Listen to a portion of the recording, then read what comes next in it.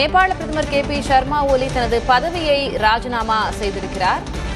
ஏற்கனவே நேற்றிலிருந்து நாம் செய்திகளில் பார்த்துக் கொண்டிருக்கிறோம். அரசுக்கு எதிராக மக்கள் போராட்டம் வலுத்து வரும் நிலையில் பல்வேறு துறை அமைச்சர்கள் ராஜினாமா செய்திருந்தார்கள். தற்போது பிரதமர் KP சர்மா ஒலியும் ராஜினாமா செய்திருக்கிறார்.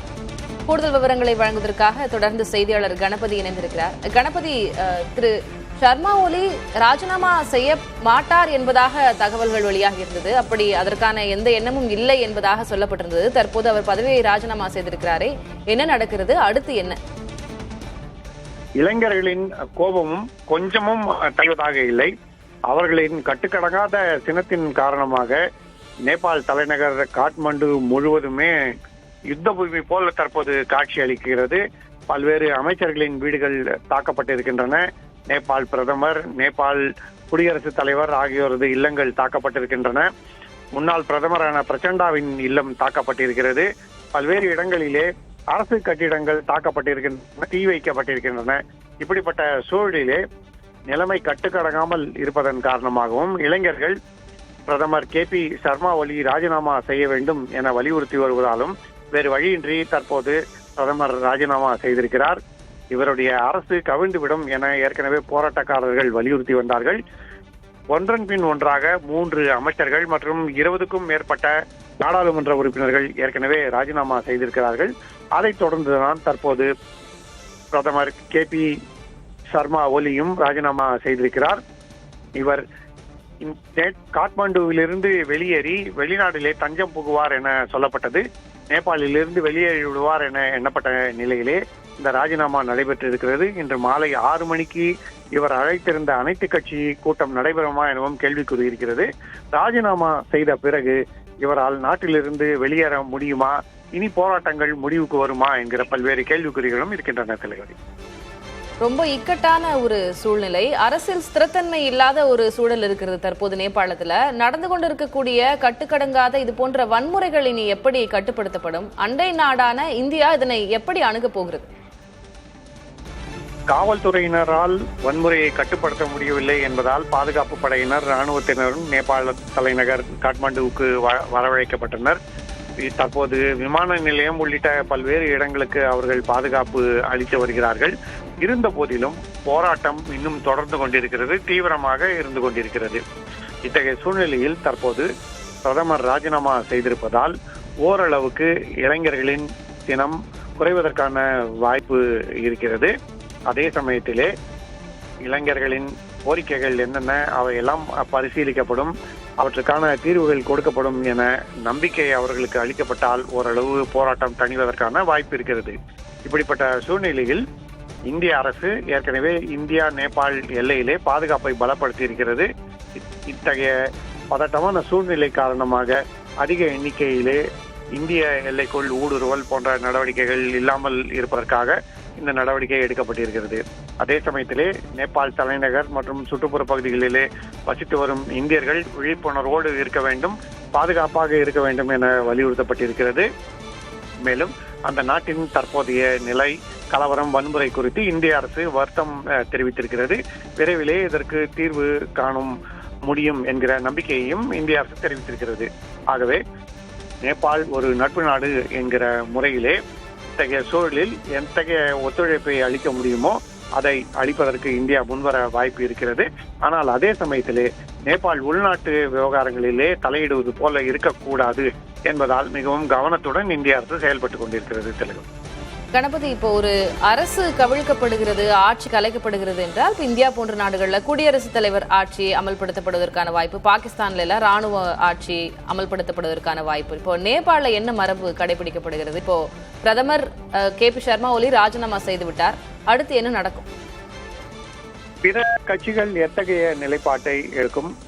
பிற கட்சிகள் கூட்டணியாக இணைந்து ஆட்சி அமைக்க முன்வருமா, அல்லது தேர்தல் நடத்த வேண்டிய சூழல் ஏற்படுமா என்கிற கேள்விகள் இருக்கின்றன. ராணுவத்தை பொறுத்தவரை தற்போது காவல்துறையால் தலைநகர் காட்மாண்டுவிலே உள்ள சூழலை கட்டுப்படுத்த முடியவில்லை என்பதால் தலைநகரின் பாதுகாப்பு ராணுவத்திடம் ஒப்படைக்க பிரதமர் KP சர்மா ஒலி ராஜினாமா செய்வதற்கு முன்பாக ராணுவத்தின் மூத்த அதிகாரிகளுடன் ஆலோசனை நடத்தியிருக்கிறார். அதன்படியே அவர்கள் முக்கிய அரசு கட்டிடங்கள், அதாவது நாடாளுமன்ற வளாகம் மற்றும் விமான நிலையம் உள்ளிட்ட இடங்களுக்கு பாதுகாப்பு அளித்து வருகிறார்கள். ஆகவே அவர்களுடைய பணி அத்தகைய அளவில் மட்டுமே இருக்கும் என கருதப்படுகிறது. ஒன்று, ஏற்கனவே உள்ள கூட்டணி கலைந்து வேறு புதிய கூட்டணி உருவாகி அதன் மூலமாக ஆட்சி அமைக்க முடியுமா அல்லது தேர்தல் நடத்த முடியுமா என்கிற 2 கேள்விகள் இருக்கின்றன.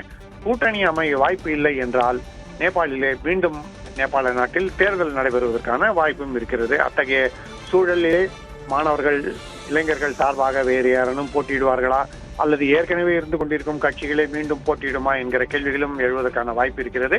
இப்போதைக்கு புதிய கூட்டணி அமைவதற்கான வாய்ப்பு முதல் வாய்ப்பாக பரிசீலிக்கப்படும் என தெரிகிறது. தெலுங்கு ராஜினாமா செய்திருக்கக்கூடிய பிரதமர் KP சர்மா ஒலி அவருடைய அடுத்த கட்ட நடவடிக்கை என்னவாக இருக்கும்? அது என்ன நாட்டிலேயே இருக்க போகிறாரா அல்லது இப்ப அண்டை நாடான இந்தியாவிற்கு அவர் வருவது போன்றான வாய்ப்புகள் இருக்கிறதா? அது குறித்த தகவல் என்ன கணபதி? ஆரம்ப கட்டத்திலே அவர் இந்தியாவிலே தஞ்சம் புகுவதற்கான முயற்சிகளை செய்கிறார், அதற்கான கோரிக்கைகளை வைத்திருக்கிறார் என்று சொல்லப்பட்டது.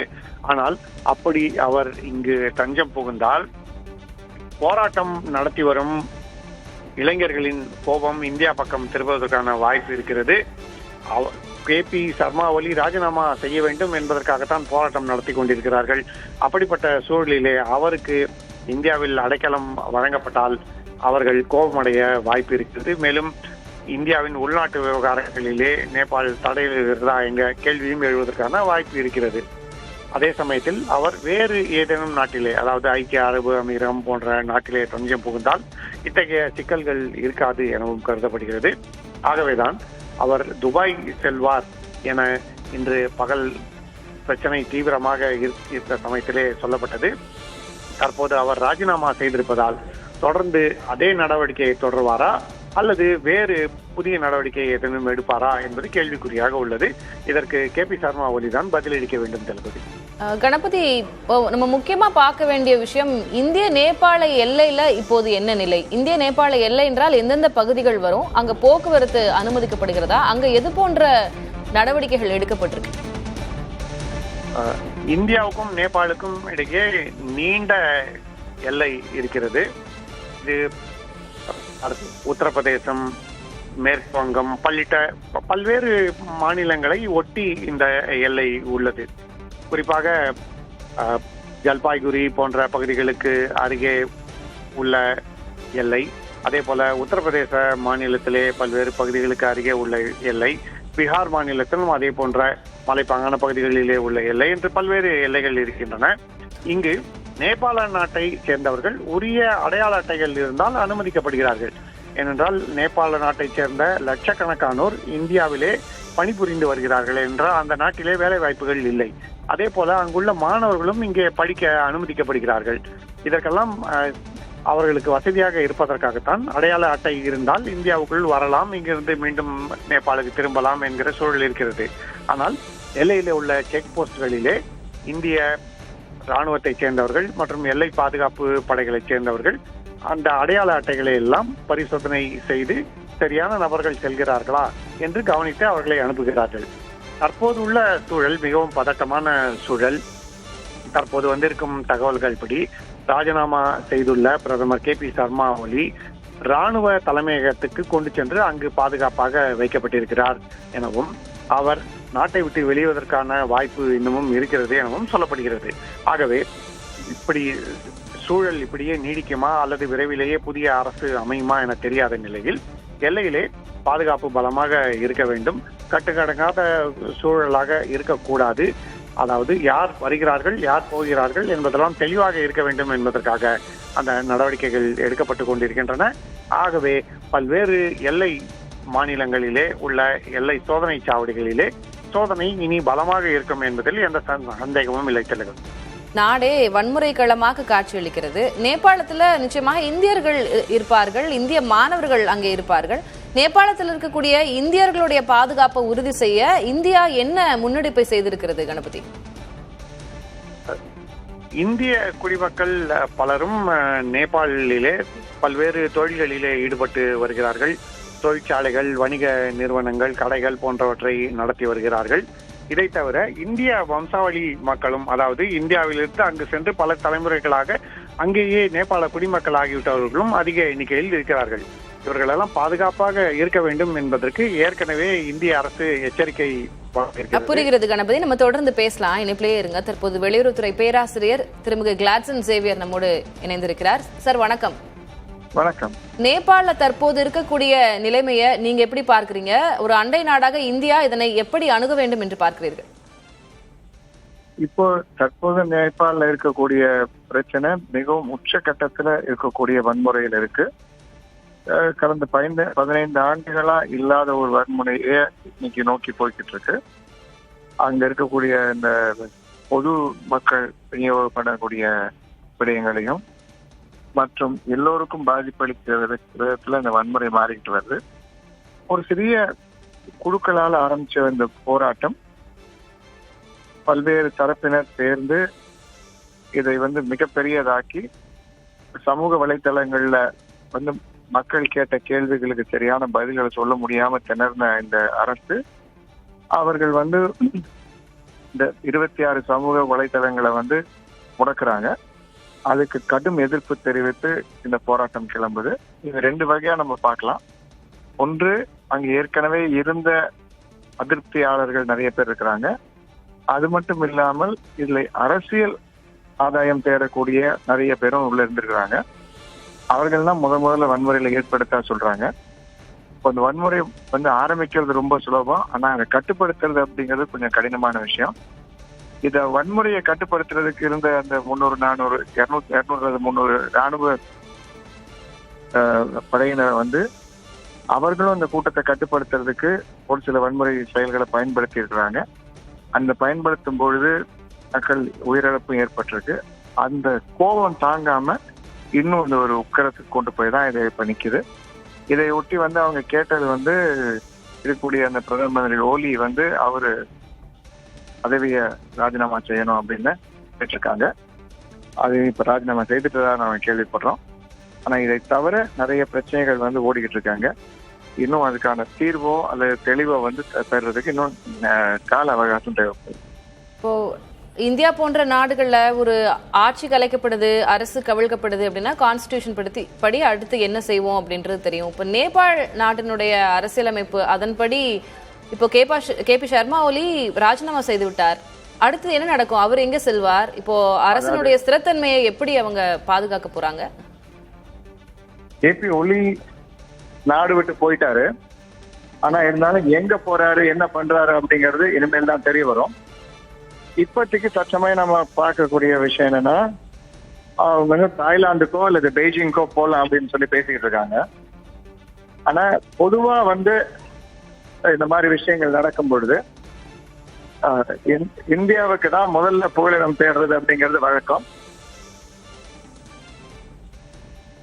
இந்தியாவுக்கு தான் புகலிடம் தேடுறது பொதுவா வழக்கமா இருக்கும்.